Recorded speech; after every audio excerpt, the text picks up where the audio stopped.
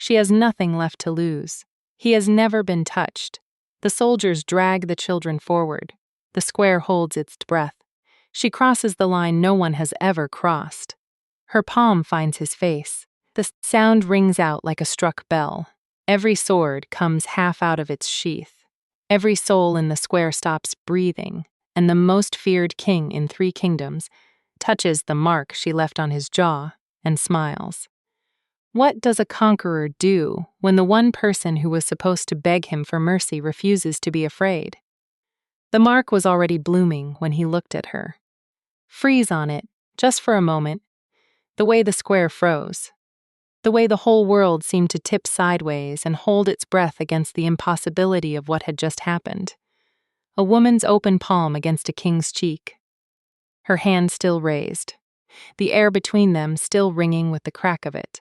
His soldiers mid-draw, their swords hissing out of their sheaths like a collective, horrified exhale, and then nothing.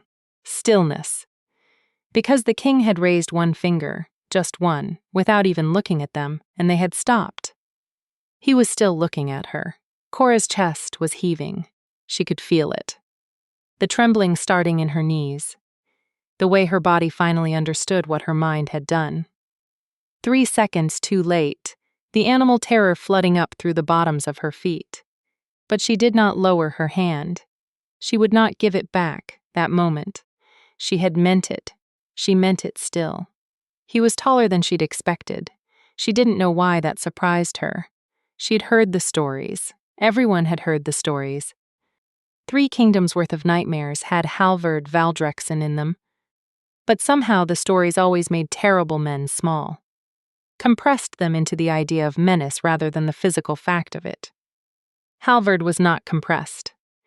He stood, in her square, in the middle of her village, on the frozen mud of the market road where she had chased chickens as a girl, and he was vast and gray-cloaked and real in a way that made the surrounding soldiers look like furniture. The mark her palm had left was a slow, deep red.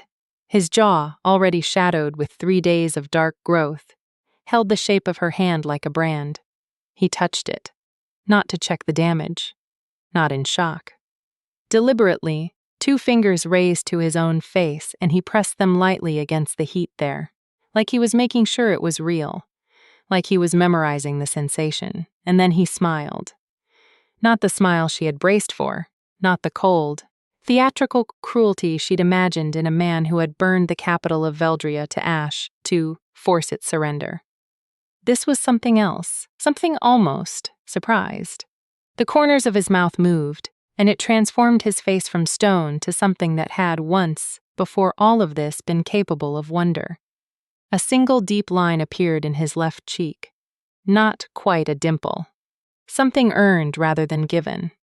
His eyes, dark gray, the color of water before a storm, heavy-lidded in a way that gave nothing away, stayed fixed on her face. "What is your name?" he said. Not a question. A door left open. Cora lowered her hand. Not because she was done with the defiance. She wasn't. But because holding it up was beginning to feel like theater, and she had not hit a king for theater. She'd hit him because Marit's youngest was crying in the mud behind the soldiers. She'd hit him because he'd told his men to use the children as a demonstration of what happened to villages that didn't offer tribute on time, and the word demonstration had something in it that made her vision go white. She had not thought about what happened after. "Cora," she said. Her voice came out steadier than her heartbeat. She was inordinately grateful for that. Village healer. "And you have children in the mud behind your soldiers. I'd like them returned." A flicker. Something moved across his face. So fast she almost missed it, and it wasn't anger. It wasn't the flash of a man whose patience had run out. It was something else. Something she didn't have a name for yet, standing in the cold square with his soldiers surrounding her and the smell of iron in the air. He looked at her hands. Her hands. She noticed it the same moment he did. They were stained, the way they always were, the deep green of crushed yarrow and bog myrtle packed into the whorls of her knuckles, the beds of her nails. She'd been making fever tinctures since before dawn. The stain hadn't entirely come off in the bucket. It never did this time of year when the herbs ran thick, and she hadn't thought to hide them. She hadn't thought about any of this. She had simply moved. He studied her hands for a long, unhurried moment. Then he looked back at her face. "She asked me a question," he said, not loudly, to no one in particular, the tone of a man genuinely taken with the novelty. "She slapped me, and then she asked me a question. A beat." Then he said to the soldier nearest him, a big man, scarred through one eyebrow, who had the look of a man who wanted very badly to draw his sword and was being denied this comfort, "Return the children." The soldier stared. "Now, Bran." The children were brought forward. 6 of them, Moret's youngest Sivi, still crying, the twins from the Mill family, Petra and Dav, holding each other's hands so hard their knuckles had gone white, and 3 others, whose names Cora knew, and whose faces she was only now allowing herself to look at. Because if she'd looked at them directly in the moment before the slap, she thought she might not have been able to stop with one. They clustered around her legs instinctively, the way they always did. She was the healer. She was the safe thing in the square. She wrapped a hand briefly around Sivi's shoulder without looking down and kept her eyes on the king. "There," she said. "Thank you." He said nothing for a moment. He was watching the children press against her with an expression she could not decipher. Then, "You are healer to this village." "Yes." "How long?" "4 winters." "How old are you?" She lifted her chin. "Old enough to know that men who use children as leverage have lost the argument already." The scarred soldier, Bran, made a sound somewhere between a cough and a grunt. It was suppressed quickly. But she heard it, and she was not sure, but she thought that Halvard heard it too, and something in him settled, like a man who had just watched a coin flip and landed on the side he'd quietly wanted. "Take her," he said, and to her before the soldiers moved, "not to harm you, as forfeit. It is traditional. Forfeit for what? For the strike." He touched his jaw again, that same 2-finger press. "You understand what you did." She did. She understood it with full and terrible clarity, standing in the mud with 6 village children warming themselves against her skirts. She had struck a king, in public, in front of his army. No matter what he'd done to occasion it, no matter what was just about the impulse, she had put her hand on the most dangerous man in 3 kingdoms and left a mark. There was a cost to that. She had known it when she did it, in the buried back part of her that always knew these things even when the rest of her refused to listen.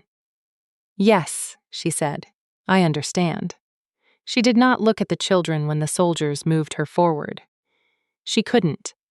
She only said low to Sivi, who was trying very hard not to cry and doing it badly, "Go to your mother, tell her I'll be back for supper, and she should keep the pot warm." She didn't know if it was true. She walked because she chose to walk, which was the only dignity she had left, and she walked with her green-stained hands loose at her sides and her chin level, and she did not look back at the square, and she did not let herself count how many soldiers were between her and the forest road. The king fell into step beside her. Not behind, not ahead, beside. She didn't know what to do with that. The fortress sat on the hill above the village, the way a stone sits on a chest. Heavy, permanent, clearly meant to be felt rather than simply seen. It had been the old provincial lord's hall before the conquest, and Halvard's men had moved into it, the way weather moves into a house, finding every crack, expanding to fill every room, bringing the smell of horses and wet wool and wood smoke and something underneath all of that, something Cora only half registered and couldn't name, a deep green dark scent like forest floor after rain, like something old and alive and not entirely human. She registered it more strongly when she stepped through the great doors. It wasn't unpleasant. She almost resented that. They gave her a room. Not a cell. She'd braced for a cell. Was running through what a cell would mean, how long she could last, what she would and wouldn't agree to. But an actual room, with a bed and a window that faced east and a small iron brazier already lit, throwing orange warmth against the stone walls, a guard outside the door, which was locked, but a room. She stood in the middle of it and breathed. She was alive. She was still alive. That was not the foregone conclusion she would have bet on 40 minutes ago in the square. She was alive, and the children had been returned, and she was standing in a lit room in a conquered fortress trying to understand what Halvard wanted from her. Because men like that, conquerors, kings, the kind of men who moved armies across borders and bent whole provinces to their will, they always wanted something. They did not simply smile and take a woman as forfeit out of sentiment. She sat on the edge of the bed and pressed her hands flat against her knees and made herself be still. He came in the evening, while the sun was going down behind the hills and the light through her window turned the color of embers. 2 guards with him, stationed outside. He came in alone, carrying nothing, no wine, no food, no obvious overture. He left the door open, she noted, not locked behind him. He had changed from his traveling clothes. He wore something simpler now, rougher spun, dark, and without the armor or the insignia, and he was still large and still unmistakable, but something about the absence of all that regalia made him less theatrical, more simply present. She could see the gray beginning in his hair at the temples, the slight asymmetry of a nose broken at least once and set well. The mark she'd left on his jaw had deepened to purple. She stood. He looked at her standing, said nothing, and sat in the room's single chair. He sat the way people sit when they're very tired and have decided not to perform anything for once. He put his elbows on his knees and looked at her from that angle, straight and unhurried. "Tell me why you weren't afraid," he said. She blinked. Of all the things she'd prepared for, interrogation, bargaining, veiled threats, the careful architecture of intimidation she'd expected from a conqueror. Not this. Not that question, asked in that voice, with something in it that she could only describe as genuine. "I was afraid," she said. "After," he said. "I watched you after. When you were walking. You weren't afraid."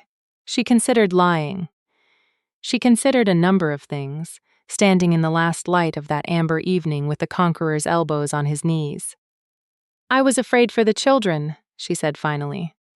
"I found that when I'm afraid for someone specific, there isn't room left over for being afraid for myself." A long pause. "That's very honest," he said. "You asked an honest question." He looked at her hands again, the green still stubborn in the creases. "How many people's hands do you treat?" "In a week. Depends on the season." She sat back on the bed's edge, slowly, watching him. "Winter, the cold finds the old joints. Summer, the children find the things they shouldn't.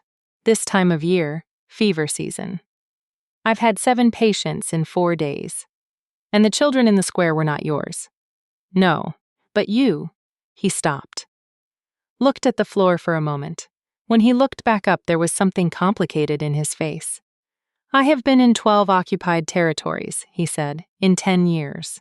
And I have never, not once, had a person cross to me and put their hands on me. You should have." She meant it to sting. She saw it reach him, saw something tighten in his jaw, and she pushed forward because she was in too deep for caution. "If you use children as leverage, someone should hit you." "Yes," he said. She hadn't expected that.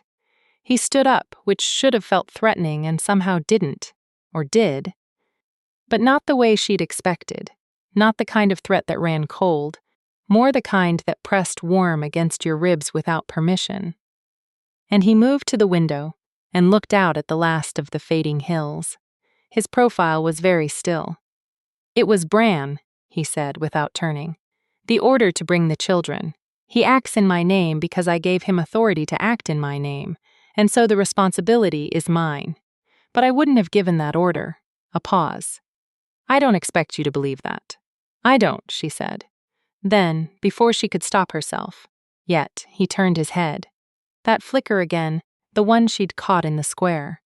Not amusement, something closer to recognition, The way you look at a face you've been trying to remember the name for and suddenly can. Good, he said. Then stay. You're here as forfeit for the strike, but I'd rather not. Treat you as a prisoner, if that's avoidable. You have skill. My men came through a hard crossing, and there are injuries I'd rather have looked at by competent hands. His eyes dropped to hers, stained, still, the indelible green, and then back up. If you're willing. She thought of 6 children pressed against her legs. She thought of the pot Sivi's mother was keeping warm.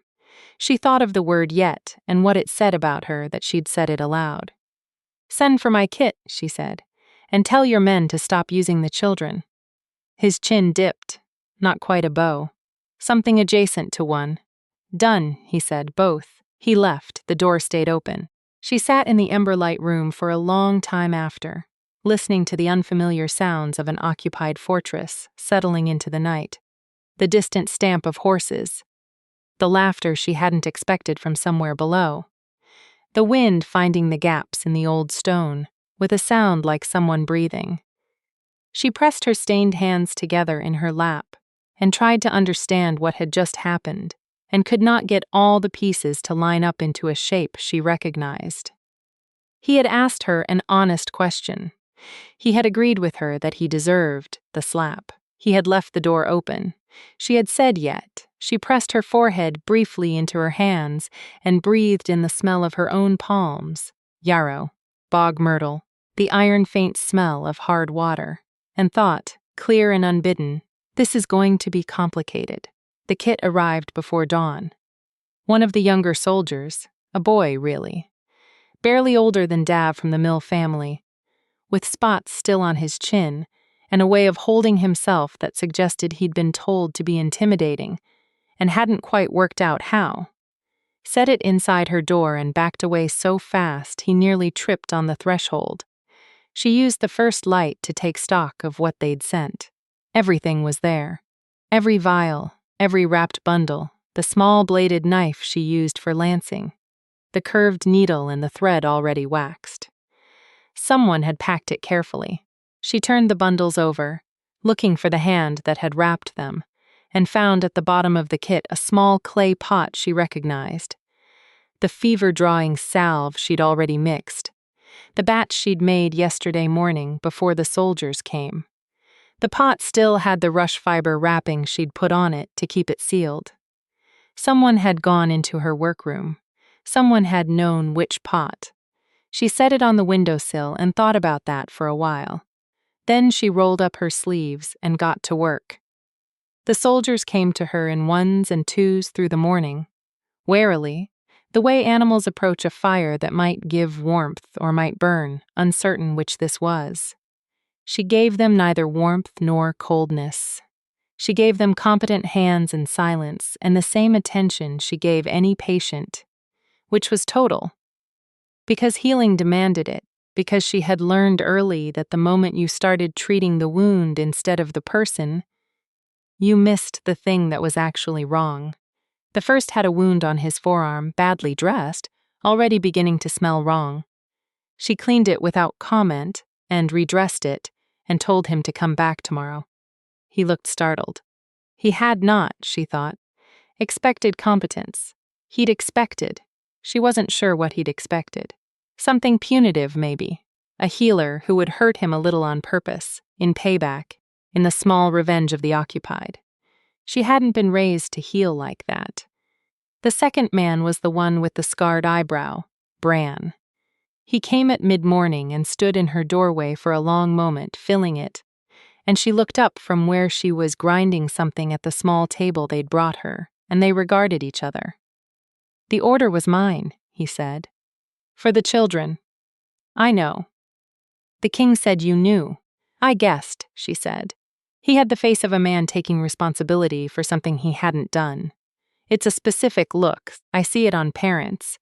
Bran's jaw worked. He was not, she decided, a man who was used to women who made observations about his king in his presence.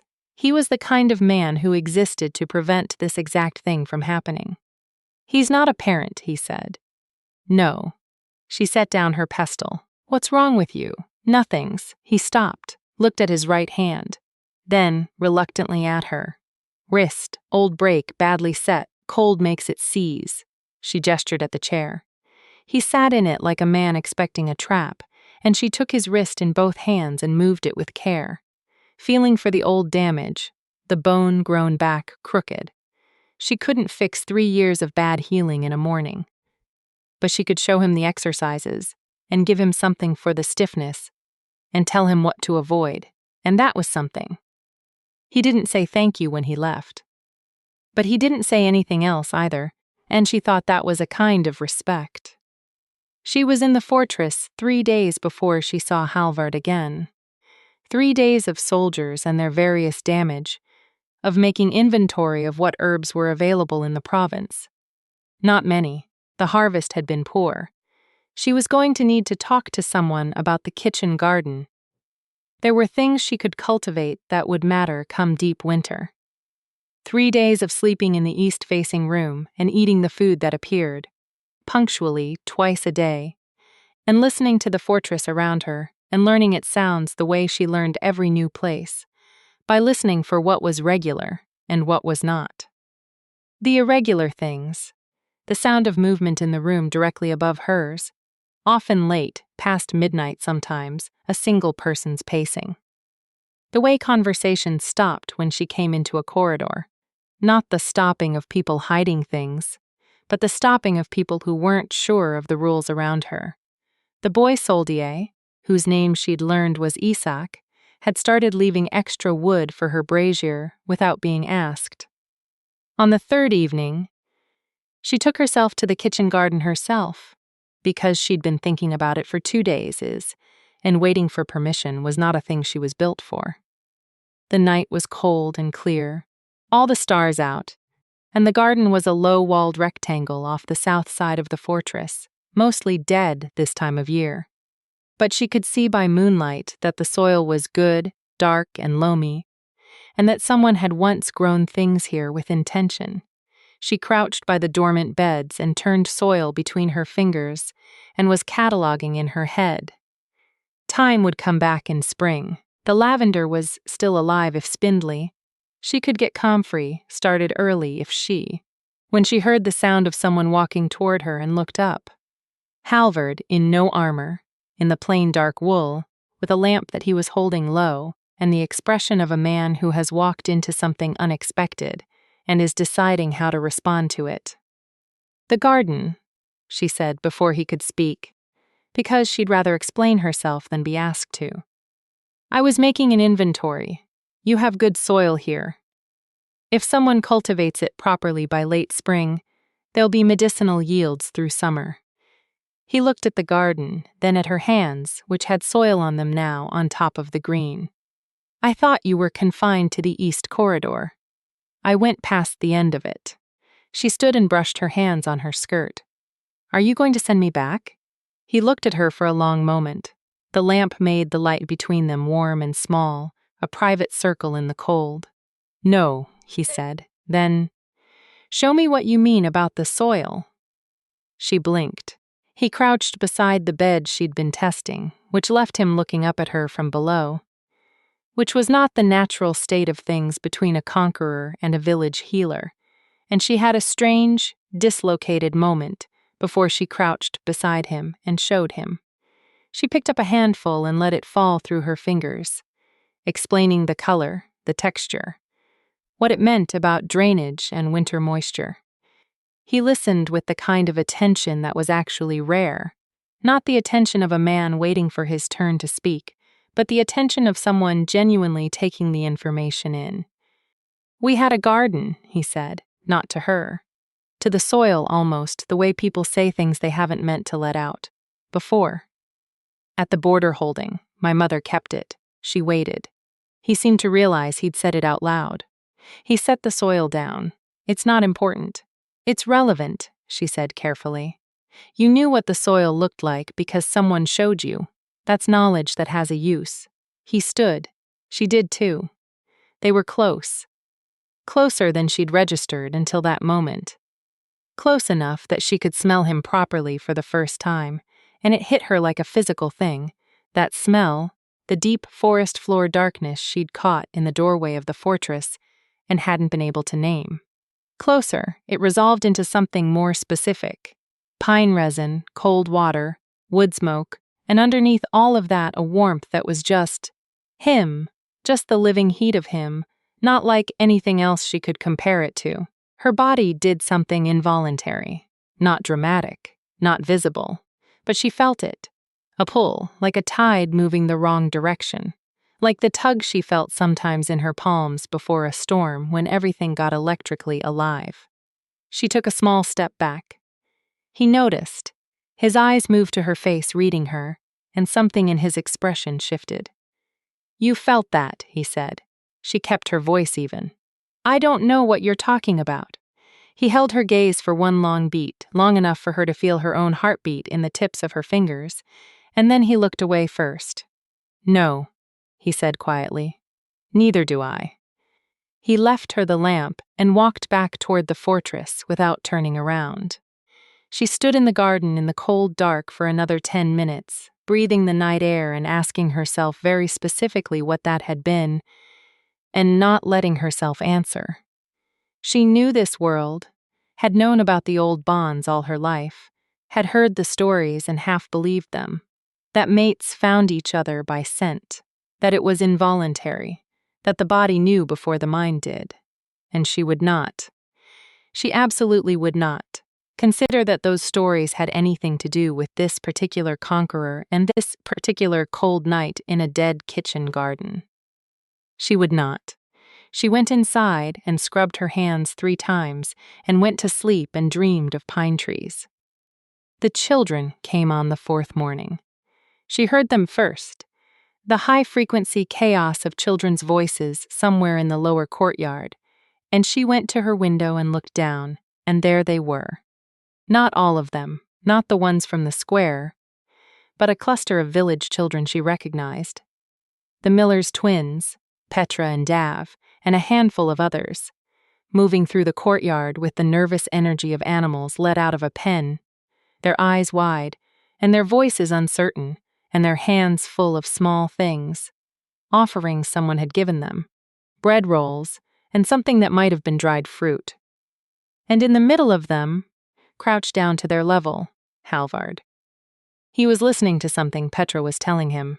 Petra, who was 6 years old and had the most earnest face in the village, and would talk at length to anyone who demonstrated interest, including, apparently, conquering kings. He was crouched in the courtyard dust, in his plain dark wool, and his face was at Petra's level, and he was listening, not tolerating, not performing patience, actually listening, the way he'd listened to her in the garden, with his whole attention given over. Cora's hand had gone still on the window ledge. Dav, who was less bold than his sister, was hanging back, slightly, and after a moment Halvard looked up, saw him, and said something she couldn't hear from the window. Whatever it was made Dav's posture change. The boy took 1 step forward, and then another, and Halvard waited, not moving toward him, just waiting, giving the boy the time and the space. And then Dav said something, and Halvard made a sound that she couldn't hear from this distance, but that she could see in the way his chest moved. He laughed. It was not a sound she'd heard from him yet. Short, surprised, genuine. It changed his face again. She was beginning to understand that his face had at least 3 different inhabitants, and the one that appeared when something actually delighted him was the one she was least prepared for. She stepped back from the window. She stood in the middle of her room and pressed her stained hands together and breathed in through her nose and out through her mouth and tried to think very carefully and clearly about what she was doing. She was a village healer in an occupied province. She was here as forfeit for a violent impulse she did not regret, but which had put her in proximity to a man she had assumed was a monster. The assumption was not holding. This was not her fault, the fact that the assumption was not holding. She had made it in good faith, on good evidence, on everything she'd been told and seen and feared about this man and his army. She had not manufactured him laughing in the courtyard with the Miller's twins. She had not manufactured the garden, or the lamp, or the open door. She was still in a conquered province. He was still the one who conquered it. Those things did not go away, because he listened when children talked to him. But she stood in her room with her hands pressed together, and her breathing deliberate, and felt the thing in her chest that would not settle. And she knew she was lying to herself about something, and she couldn't yet see clearly enough to know exactly what. She asked him. The next time he came to see her, the 5th evening, he'd come every evening, she'd started to expect it the way you start to expect the tide. She asked him directly, "Why did you come here?" she said. To this province, the real reason. He had been standing by her window, looking out at the dark hills, and he turned at that. "What is the reason you've already decided on?" "Expansion. Power, the usual." She was sitting with her back against the wall, her knees drawn up, her kit open beside her because she'd been inventorying again. The story people tell about conquerors. And if it's not that story, then tell me a different one. She met his eyes. "You asked me an honest question on the first night. I'm asking you one now." A long silence. He looked at the hills again, and she watched him decide something, watched the moment he landed on it. She could see it in the set of his shoulders, the specific stillness that came over him before he spoke when he meant what he was about to say. "The province had 3 lords before I came," he said. "You know this." "I know there were lords. I don't know what you mean by it." "They were fighting a war with each other," he said. "Not a formal war, nothing with terms or declarations, a slow war. Raids in the night, grain stores burned, men taken from villages to fight men from other villages over borders that moved every season. It had been going on for 8 years before I arrived." He turned from the window. 8 years, Cora. I have seen the records. The province lost more than 1/3 of its working population in 8 years, not to battle, to starvation, to illness, to the collapse of all the systems that keep a people functioning. Because 3 men with too much pride and not enough land would rather burn each other's fields than share the river. She was very still. "I could have negotiated," he said. "I tried. 2 years of negotiation, sending envoys, drawing up terms, trying to find a settlement that would give them all enough face to stop. They'd agree and they'd break it. Every time. Because every time one of them thought they were winning, they'd rather keep winning than stop the bloodshed." His voice was level. It was the voice of a man telling a thing he has told himself many times in the dark, working out whether it was true. "So I came, and I ended it. Not pleasantly, not gently. I know what it looked like from down here in the village. I know what it felt like. I'm not asking you to be grateful. I'm telling you what it was." Her mouth was dry. "How many people," she said, "in the conquest?" He held her eyes. 43 dead. 31 of those were the Lord's personal guards, who fought because they were paid to. The Lords themselves surrendered. I sent them to the Eastern Territories, stripped of their titles. I could have executed them. That is what is traditionally done. 43. Against 8 years of slow bleeding. She turned the numbers over in her head and felt the wrongness of the arithmetic. Not that she doubted him, she found that she didn't, which was its own separate thing to reckon with, but that there was no clean calculus for this, no version of the accounting that didn't cost more than it should. "You wanted to be the monster," she said, understanding arriving all at once. "You knew what they would say about you." "I knew it was faster," he said quietly. "And I knew I had enough evidence by then that slow doesn't save people. Slow just spreads the cost over more time, so no one has to look directly at it." The fire in her brazier settled, a small collapse of wood finding a new position, and the light shifted between them. "And the children in the square," she said. "Bran's order was not given by me." His voice was steady, "and I sent Bran back to the Eastern Territories this morning." She sat with that. He stood there in the lamplight, his arms at his sides, his face open in the way it only got in these evenings in her room, and she thought about the collection of things she was holding. The open door, the lamp, the soil, the children in the courtyard, 43, against 8 years, the sound of him laughing, the smell of him in the garden, that she was trying very hard not to think about. And she thought about what it cost to be hated to stop something worse, and whether she could have done it. She didn't think she could have done it. "You should eat," she said finally, because she needed the ground under her feet again, and practical things helped. "Have you eaten this evening?" He blinked. Yes. Earlier." "You need to sleep more than you do," she said, because she'd heard the pacing overhead, the past 3 nights, the single person walking. "Whatever you're working through at midnight, you should sleep between the working and the working it out. The mind does its best thinking when it's been rested." He looked at her for a long moment with that complicated expression. The one that she was slowly learning was his surprised face. The face of a man encountering something he had not calculated for. "You're giving me medical advice," he said. "You're a patient now," she said. Occupationally, something moved across his face that she looked away from because she wasn't ready for it yet. "Good night, Cora," he said from the doorway. "Good night," she said to the wall. She gave up trying to separate the man from what she'd been told about him 7 days in. It simply took too much energy, and she was practical above all things. She still wasn't sure of him. She would not make the mistake of certainty. She'd seen what certainty did to people, turned them careless. But she had made an accurate inventory of what she actually knew versus what she'd feared, and they were different enough that she owed it to both of them to keep the 2 lists separate. What she knew: he had returned the children without conditions. He had sent Bran away for the order he gave. He came every evening, asked questions, listened to the answers.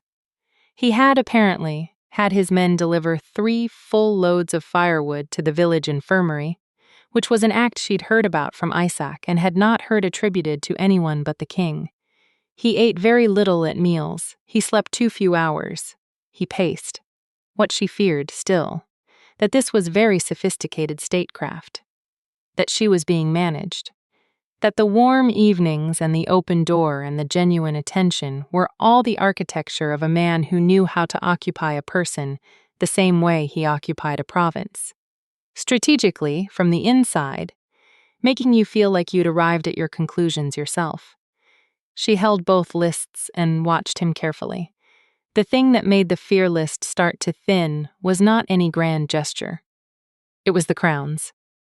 She found them on the 8th day, while she was looking for the source of a draft in the old hall she'd been given access to. She'd found that moving freely through the fortress kept her mind right, kept the walls from pressing in, and in a side room off the great hall she opened a wrong door and found a room that was not in use, dust on everything, and on a long table against the far wall, 3 crowns. Not worn crowns. Not the kind with dents and polish and the greased darkness of hands that have handled them regularly. These were formal, elaborate things, the kind made for ceremony, and they sat on their velvet cushions in the unused room with the particular dignity of objects that had never had a function. She stood in the doorway and looked at them for a long time. Then she went and found Halvard. He was in the war room with his second, a quiet woman named Acella, who mapped things and said very little. Cora stood in the doorway until Yacela gave the king a look and excused herself. "The room with the crowns," Cora said. He went very still. "They're yours," she said. It wasn't a question.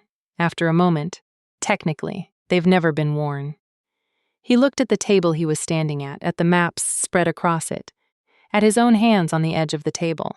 "No." She waited. "I was given the first one when I took Veldria," he said. "There was a ceremony. I stood through it. It seemed important to the people there that there be a ceremony, that there be marks of continuity. So I did not refuse it. But I didn't. I don't find it a useful object." He looked up. "A crown suggests something I'm not sure I am. What does it suggest?"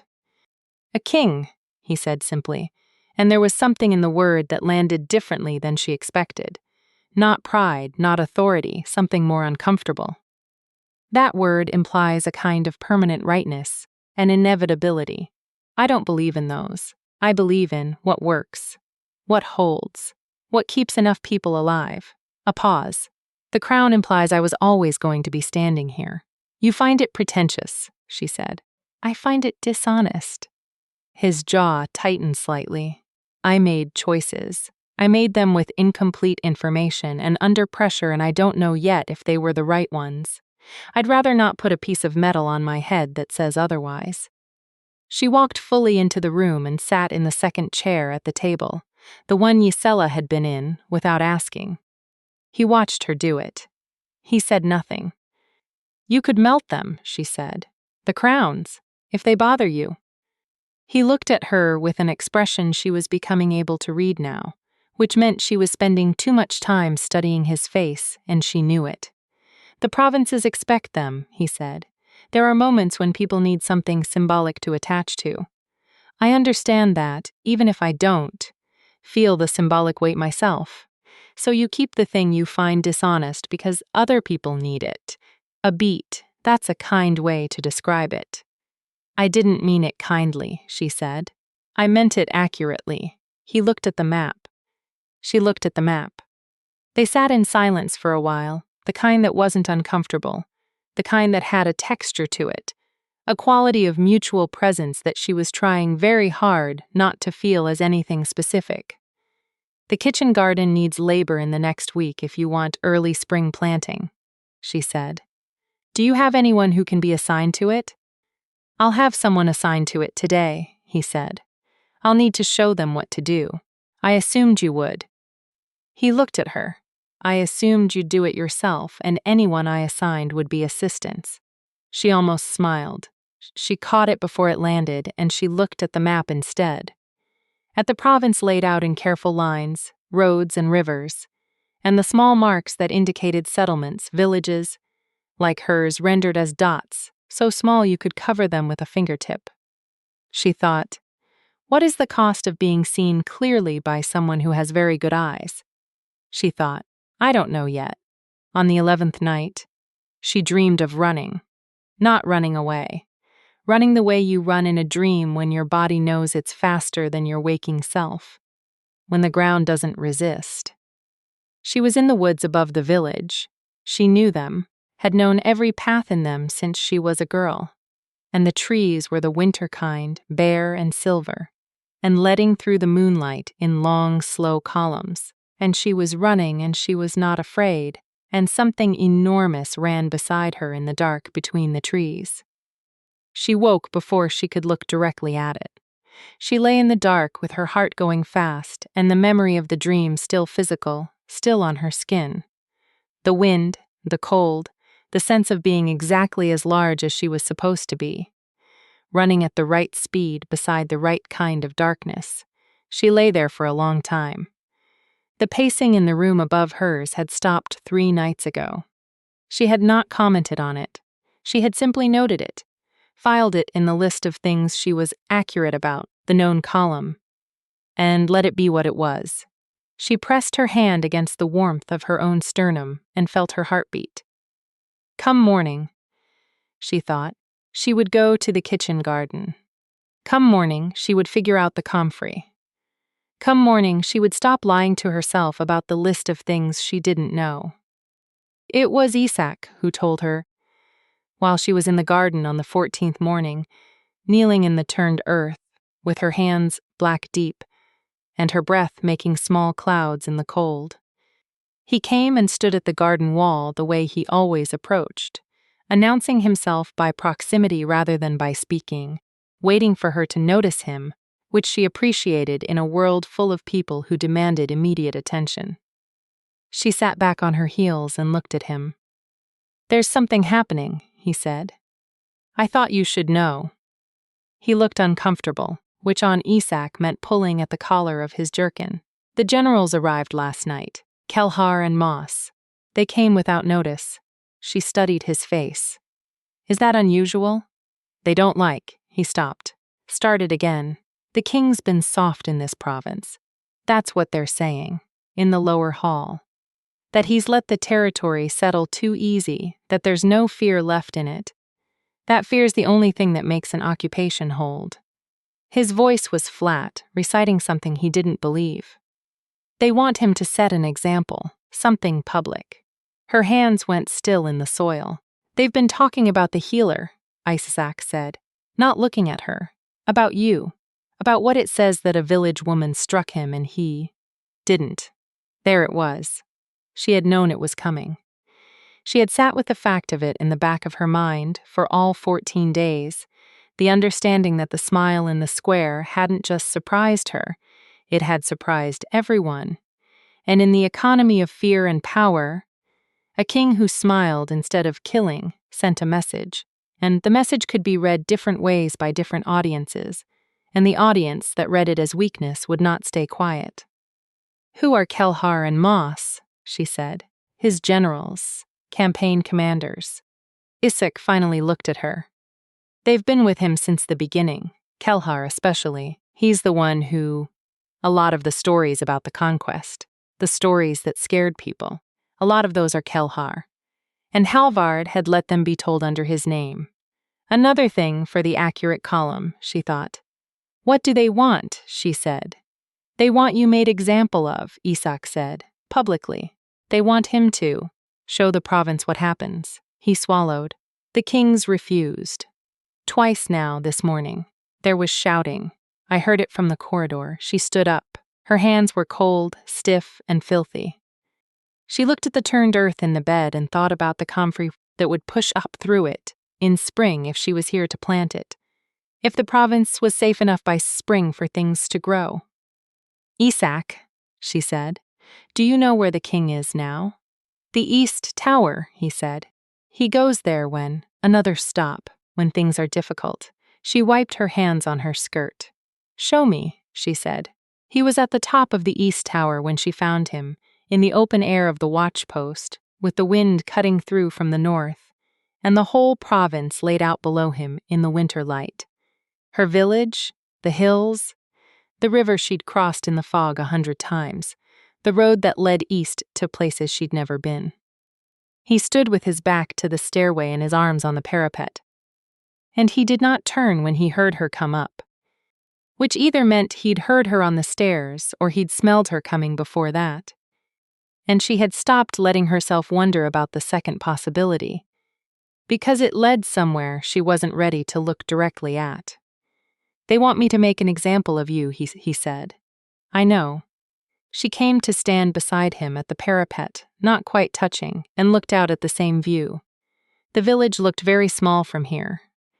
The way the smoke came up from the hearths, in thin silver columns, the way the market road was almost invisible. All the familiar particulars smoothed by distance into something that could have been any village, anywhere. Isaac told me. Isaac talks too much. Isaac cares about you, she said. That's not a fault. He was quiet. The wind moved his hair, the gray at his temples, which was more pronounced in daylight, and she had stopped finding it a detail that aged him and started finding it just a fact of him, like the broken nose and the line in his left cheek. If I refuse, he said, they'll escalate. They have standing in the army. They can make a case that I've compromised the occupation and they can bring it to the Eastern Court, and the Eastern Court will listen because they've been listening to Kelhar for 10 years. She understood what he was laying out. She laid it out the same way, piece by piece in her own mind. A king who went soft. Generals who wanted the old way. A province watching to see which way the wind turned. And in the middle of it, a village healer with stained hands who had started this whole thing by committing the only act in 3 kingdoms no one had dared. They'll want to depose you, she said. They'll want to replace me with Kelhar. Who will run this province the way they think it should be run? His hands tightened slightly on the parapet stone. Which is not what I came here to do. She thought of 8 years. 43. She thought of the slow bleeding of a province left to 3 lords who preferred winning to stopping. She thought of Sivi in the mud and Halvard's single raised finger that stopped the swords. "What do you need?" she said. He turned and looked at her. Fully, in a way he rarely did, straight on, not at her hands or the middle distance at her face. And in his eyes, in the gray storm water of them, she saw the thing he never let anyone see. She was certain of it, certain he didn't know she was seeing it. The exhaustion. Not physical, the specific exhaustion of a person who has been performing certainty for so long that the performance has begun to hollow out the space where actual certainty used to live. He was afraid. Not of Kelhar. Not of the Eastern Court. He was afraid of what happened to the province if the wrong man held it. He was afraid in the way she recognized from her own patients, the ones who were sick enough that the fear wasn't for themselves anymore. It was for the people who would still be here after. Cora. Her name and his voice had a different quality from the first time he'd asked it, in the square. Then it had been a door. Now it was something else, something more careful. "You don't owe this province anything. You owe me nothing. Whatever this has been, these 2 weeks, you should go back to your village, and I will manage Kelhar, and you should go." She looked at him for a long time. "You're telling me to leave," she said. "I'm telling you that staying has a cost and you didn't sign on for it." "I hit you in the face," she said. "That's a kind of signing on." Something cracked in his expression. Just slightly, the smallest fracture. "That's not how." "I know it's not how you meant it," she said. "I meant how I mean it." She turned back to the view, to the village with its small smoke columns. "My patients trust me because I don't leave when things get difficult. I've sat with 3 people while they died because leaving was not something I was going to do. I am not going to leave a province to Kellar because you're trying to spare me the discomfort." She let that settle. "What do you need?" Specifically, he was very still. "Voice," he said finally. "Something I can't give myself. A person who isn't me, who isn't my army, who belongs to this province, who can say to the province and to the Eastern Court that what I've done here is what they want. That they'd rather have this than Kellar's way." He looked at her hands on the parapet, her mud-dark, green-stained hands. "A healer, who struck me, who is still alive. That's a specific argument." She turned to look at him again. "When?" she said. "Tomorrow," he said. "They want resolution tomorrow." Kelhar's already called for the assembly. One night. She had one night to decide if she was going to stand in the square, where she had hit the most feared man in 3 kingdoms, and tell the assembled province that his mercy was real, that she was evidence of it, that the alternative was worse. She thought about what it would cost. She thought about it clearly, the way she always thought about difficult things. Not avoiding the hard center, not circling it, just looking. It would cost her the small safety of the unconsidered woman. The woman no one paid attention to, who moved through the world below the notice of men who make decisions. She had been that woman before the square, before the slap, before the smile, and she had not known, until the moment she stepped forward and struck him, how much she'd hated being that woman. How long she'd been swallowing the things that needed saying. She looked at the province laid out below her, the hills and the river and the little smoking village. "Tell me one more thing," she said. He waited. "The smile," she said. "In the square. When I hit you. What was it?" His breath came out slowly. "You want honesty. I've always wanted honesty. I had been..." He stopped, started again. "I had been in 12 provinces in 10 years. And in all of that time, in all of those places, not one person had ever." His hands moved slightly, a small helpless gesture that she had never seen from him before, the gesture of a man whose words are not quite the right size for what he means. "You were so angry, and so afraid, and you hit me anyway, because of children who weren't even yours." He met her eyes. "I had forgotten, if I ever knew that people do that they exist. Who would do that?" She looked at him. "You smiled," she said, "because you were glad I existed." A beat, long enough that the wind moved between them. "Yes," he said, very quietly. "That's what it was." She nodded. once. The way you nod when you've been given accurate information, and you've logged it in the correct column. "I'll be in the square tomorrow," she said. "Tell me what time." She went back to the village that night. The guards let her through on the king's word, and she walked down the hill in the dark with one lamp and her own 2 feet, and the firm knowledge of what she was going to do. The village was very quiet. The smoke from the hearths smelled like home, wood smoke and onion broth and the particular damp earth cold of the season. And it felt, for the first moment of walking through it, unbearably small and unbearably dear at the same time. She went to Sivi's mother first. Her name was Vare, and she was the kind of woman who had been through enough that she'd learned to read approaching trouble before it arrived. And when she opened the door to Cora's knock, she looked at Cora's face and stepped aside without speaking. They sat at the table. Cora told her everything, not softly, not in a version she'd edited for comfort. She told Vare what Halvard had told her, and what was happening with Kelhar, and what the assembly tomorrow meant. She told her about the 8 years and the 43, and the firewood that had appeared at the infirmary. She told her about the kitchen garden. Vara listened with her hands around a cup she'd stopped drinking from, and her eyes on the table. "I'm going to speak for him tomorrow," Cora said. "I wanted you to know before I did. You and the others. I wanted you to be able to tell me I'm wrong." Vara was quiet for a long moment. Then, "Is he what you're saying he is?" "I believe so." She pressed her hands together on the table, the green-stained, mud-dark hands. "But I could be wrong. I've been wrong about people before. But you don't think so." "No, I don't think so." Another silence. Vara looked at her cup, looked at Cora. "Sivi asked about you," she said. "Every day since they took you. She wanted to know if you were coming back for supper." A pause. She's still keeping the pot warm. Cora's chest did something she did not let her face show. "You tell her I'll be there tomorrow night," she said, "after the assembly." Var nodded. She went next to 3 more homes, and she told 3 more people, and in each case, she told the truth and left the door open for them to disagree, and none of them closed it.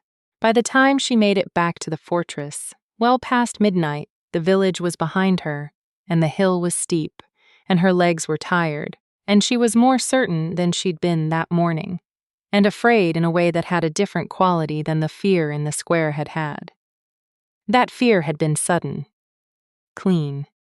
She'd had no time to feel it properly before it was over. This was the slow kind. The kind you had to walk toward deliberately. She arrived at her room and found that someone had left a small lamp burning, and her brazier stoked and, on the table, next to her herb kit, a small bundle she didn't recognize. She picked it up. Cloth, folded carefully. When she shook it out, it was a shawl in the dark red of the province's old colors. The ones worn before the lords. The old provincial colors that predated all of this, that came from somewhere before the long argument. She held it for a moment. Then she folded it over the back of the chair and went to sleep. The square in the morning. She had been in this square her whole conscious life. She had chased chickens here, and had her heart broken here, and learned the name of the first herb she could identify here, wild mint, between the cobblestones, age 7, following old healer Marin around like a duckling. She had stood here 18 days ago with her palm still stinging, and the world stopped cold around her. She knew this square the way she knew her own hands. It was full now. Kelhar had called the assembly, and Kelhar had made sure it was well attended. She could see the soldiers distributed through the crowd in a way that was unmistakably architectural, placed to be seen, to be felt, to remind everyone watching that this was not optional. The province had been turned out. Faces she knew and faces she didn't, and all of them with the careful blankness of people who had learned to wait and see before they showed anything. Halvard was on the platform. He looked exactly like himself, which she had learned was rarer than it seemed. He had his plain dark wool on, no ceremonial anything, and he stood with his arms behind his back and his chin level, and he looked like a man who had made all his decisions and was waiting for the current moment to catch up. Kelhar was beside him. She saw Keller for the first time, a broad, square man, mid-40s, with the kind of military bearing that had calcified into its own architecture over years, and eyes that were pale and very still in his face.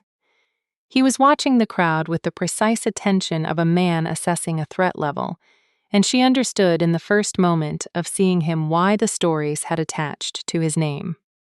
He was the kind of man who had decided, somewhere along the way, that people were a resource to be managed.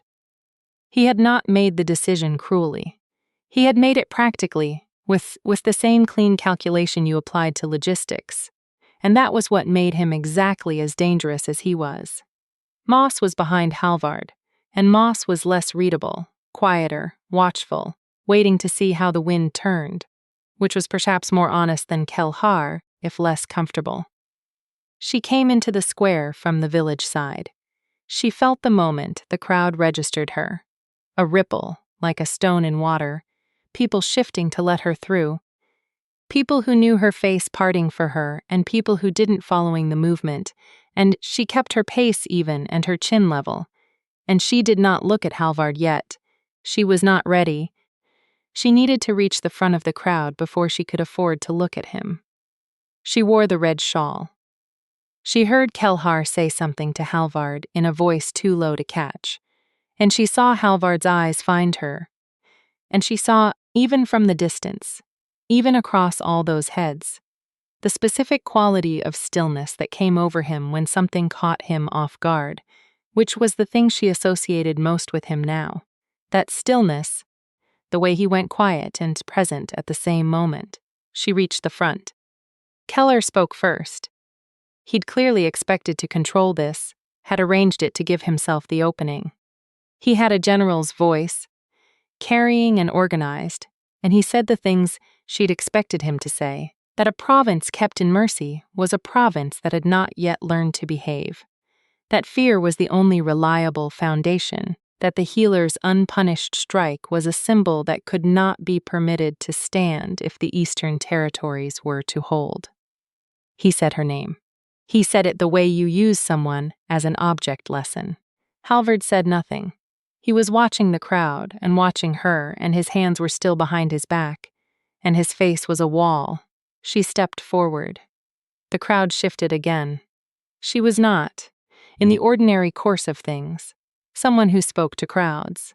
She healed in rooms, in quiet, with her hands and her kit and her full attention given to one person at a time.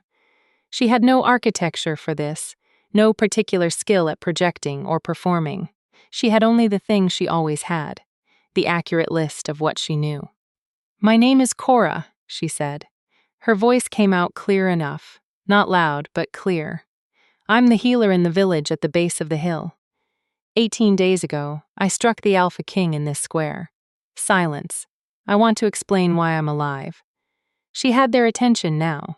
Kelhar had it too, the focused attention of a man recalculating.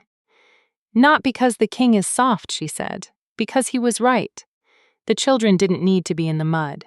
The threat was unnecessary, and it was Bran's decision, not the king's, and the king removed Bran from command when he learned of it."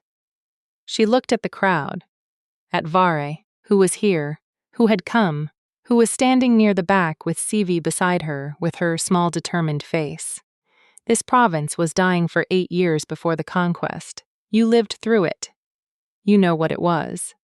3 lords and a slow bleed and no one moving, because no one wanted to be the one who acted. She had to be careful here, not to make the argument too clean, not to make it sound like she'd been convinced beyond her own uncertainty. "I'm not saying the conquest was good. I'm saying I've spent 18 days watching the man who did it, and he is trying to do something specific with this province, and what he is trying to do is different from what those 8 years were." She turned and looked at Halvard directly. For the first time this morning, he was looking back at her. She thought about a lamp left in a room. She thought about a door left open. She thought about the sound of him laughing in a courtyard while the miller's twins told him something with all the gravity of important business. She thought about the crowns in the unused room, unworn, dust gathering. Ridiculous. The 3 symbols of power he kept because other people needed symbols and couldn't make himself wear because he found pretense dishonest. She thought about the fact that he had said nothing, that he had not arranged for her to speak, had not coerced or asked or implied, that he had given her a shawl in the old provincial colors and left it on a table and said nothing. I struck the king because I was afraid for children not my own, she said, turning back to the crowd. And he did not punish me for it. That is the argument, not that fear has no place. It does. I'm afraid right now. I'm afraid of exactly the thing that's happening in this square, the thing General Kelhar wants to happen. But the people of this province have been afraid for 8 years, and it has cost us more than we can afford. Her voice held. She was very grateful her voice held. I would rather a king I've hit, who left my door open, who sent firewood to my infirmary without putting his name on it, than any amount of the other kind of afraid. A sound moved through the crowd. She couldn't name it. It wasn't a sound like cheering, and it wasn't a sound like argument. It was the sound of a large number of people exhaling at the same moment, a collective release of something that had been held too long. She stepped back. Kelhar spoke again, and his voice had changed. Still controlled, still the general's voice, but there was something behind it now. An adaptation happening in real time, the recalculation she'd seen begin in his face. He said several more things, all of which were reasonable on their face, and all of which landed differently now. She could feel it, the way a room's acoustics change when something shifts. She watched Halvard. He had not moved. He was still standing with his hands behind his back and his chin level. But the wall was different now. Not lower. Exactly, more permeable. Like something was visible through it that hadn't been before. He spoke. He spoke without raising his voice, because he didn't need to, because the square was quiet enough that even the edge of the crowd could hear him. He said the things a king says to a general who has overstepped, in the language of authority and precedent, and the specifics were the kind Cora didn't fully follow, because they lived in a world of institutional rules she'd never been taught. But the shape of what he said was clear enough. Kelhar's call for the assembly was a formal challenge to his governance. He was answering the challenge formally, with the province's healer as evidence, which was not something the Eastern Court's protocols accounted for, and he wanted that noted. Kelhar held his ground for approximately 90 seconds. Then Moss, quietly, without drama, stepped away from him. The shape of the power changed in the square. She watched it happen. She watched Kelhar read it and adjust, the way a practical man adjusts, with the specific grace of someone who has survived long enough by knowing when a position is no longer tenable. He did not concede loudly. He simply stepped back, a fraction, an inch. But Cora could see it, and so could the crowd, and so could Halvard. After, the square took a long time to empty.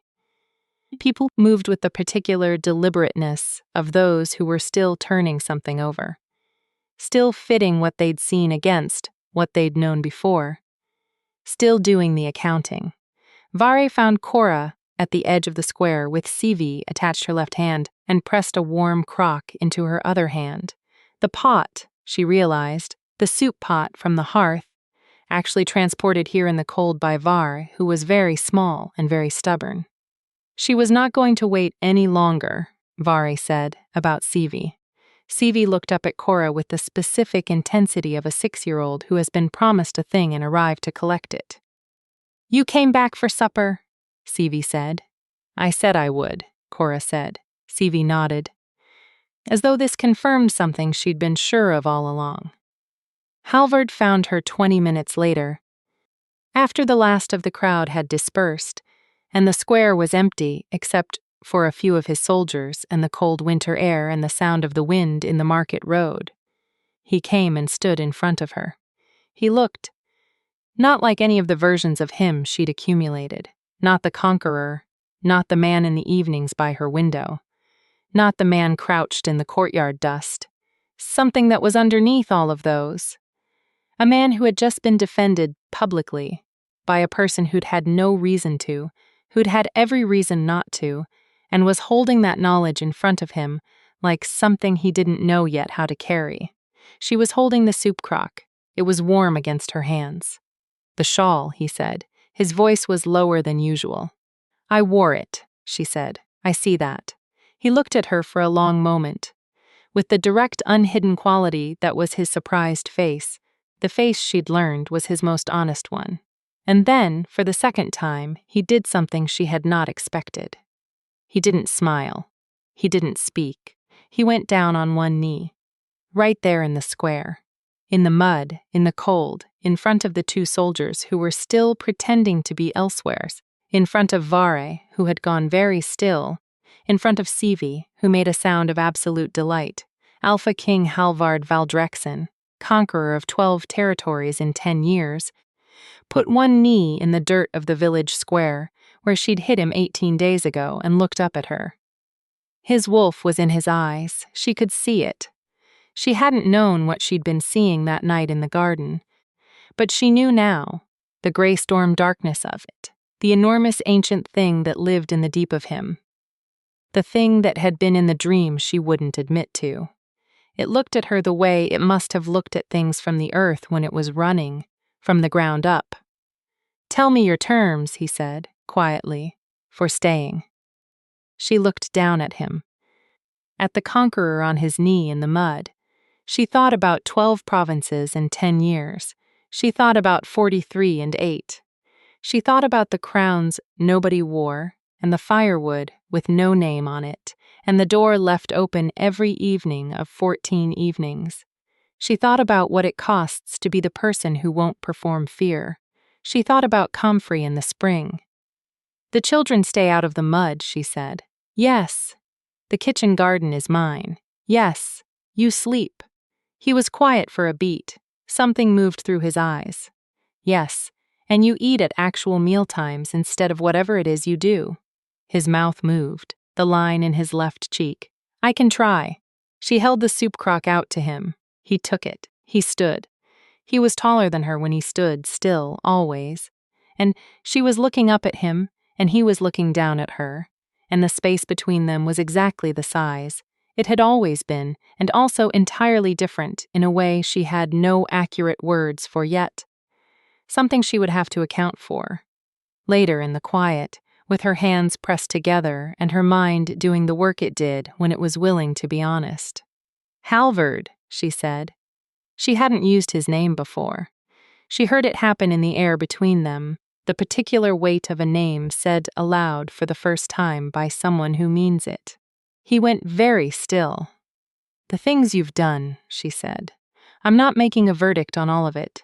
I'm saying I'll stay while I'm looking at it, while we're looking at it. And you tell me the truth, all of it. Not just the parts that land well. And I'll tell you when I think you've gotten something wrong. And you'll listen. He looked at her for a long time with those gray storm eyes. I will listen, he said. And there was something in the saying of it that was different from a concession or a negotiation. Something that sounded, in his voice, like relief. The wind in the square was cold and clean and smelled of winter-frozen ground and wood smoke, and very faintly, at the edge of perception, the deep green forest scent she was no longer pretending she couldn't smell. Good, she said. Then come to supper. Var has a pot. The kitchen garden put up its first growth 6 weeks later, the comfrey she'd planted in the cold, pushing up through the last of the frost in the thick, insistent way. Comfrey always did. Nothing delicate about it. Just the absolute certainty of the living thing that the ground would give way eventually. She was on her knees in the turned earth when she heard the footsteps behind her and looked back over her shoulder. Halvard, in his plain dark wool, holding 2 cups of something that steamed. He set one down beside her. He crouched. He looked at the small green shoots with genuine attention. It worked, he said. Comfrey always works. she said. That's the thing about it. It doesn't need you to be clever. It just needs the soil and the time. He was quiet for a moment. I'm meeting with the provincial council tomorrow, he said. The old family heads, not the lords. The ones who survived the lords. They want to talk about the road repairs. He glanced at her. I'd like you there. She looked at him. He was not looking at her. He was still looking at the comfrey, and his face was the careful neutral of someone who has made a request they're not sure of and is giving the other person space to refuse. She thought about the terms she'd named, looking at it, together. What time? She said. After mid-morning. I have a patient at dawn and another at mid-morning. She lifted her chin. Tell them to expect us at the hour before noon. He looked at her then, sideways, with the line in his left cheek. We, he said. Was that not what you said? He looked back at the comfrey.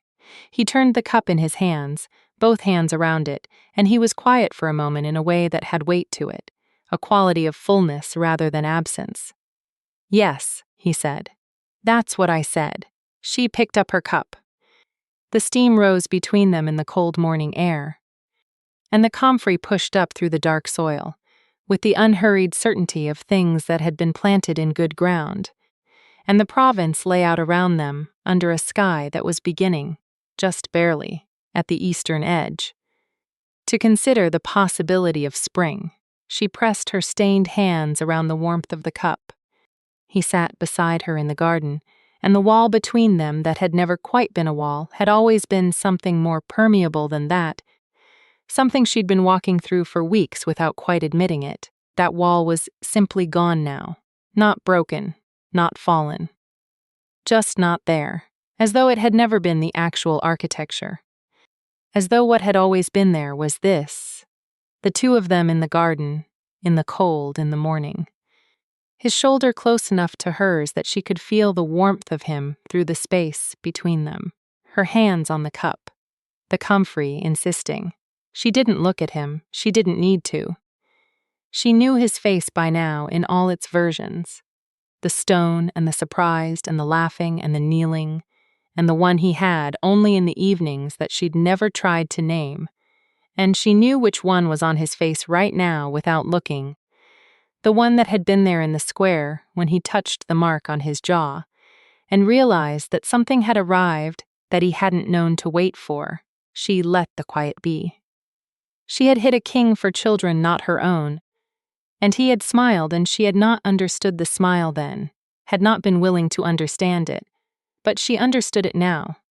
The smile of a man who had spent 10 years being feared and obeyed, and never once pushed back against, and who had found in one open palm the one thing he'd been looking for without knowing he was looking. Someone who would cross the line. For him, eventually, because she saw him clearly, and she was still here. He reached out and tucked back a fold of the red shawl that had slipped off her shoulder, a small, careful gesture, a thing done without looking, the way you do the things that have become ordinary in their intimacy. She felt the warmth of his hand through the cloth and did not pull away. The comfrey grew. The morning opened. And in the square below the hill, in the village where she had always been, and would now, she thought, always find her way back to, the smoke rose from the hearths in thin, silver columns into the warming air. Familiar and persistent and entirely themselves, the way living things are when they have been rooted long enough in the right ground. That's where I'll leave them, for now, in the garden, in the morning, with the comfrey coming up and the walls all gone. If you stayed with Cora and Halvard all the way from that frozen square to that first green shoot, then you already know what this kind of story is really about. Not the conquest, not even the kiss, but the moment a brave woman decides that seeing someone clearly is reason enough to stay. Come back whenever you need another story like this one. The kind where the most dangerous person in the room turns out to be the one who refuses to be afraid, and the most powerful one turns out to have been waiting all along to be known.